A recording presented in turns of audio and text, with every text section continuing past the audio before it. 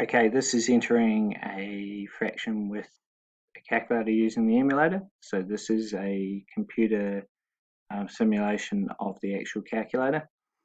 So on this calculator we use the ABC button, which is the one here, to enter them in. So it's slightly different on this. It's got a few more functions, so you go through a few more steps. The first thing to do is hit menu.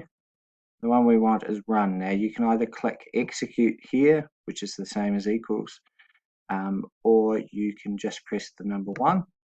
That should give you a screen like this. And all we do is it appears slightly differently. Is for 3/4 we put 3, then ABC, and it puts a little marker there, and a 4.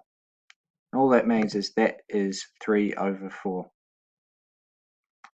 For the second one, again 7, ABC, 5, execute, and the last one, the mixed numbers, a little bit easier, is that you write it as it looks. So it goes 5, ABC, 2, ABC, 3, and then we press execute.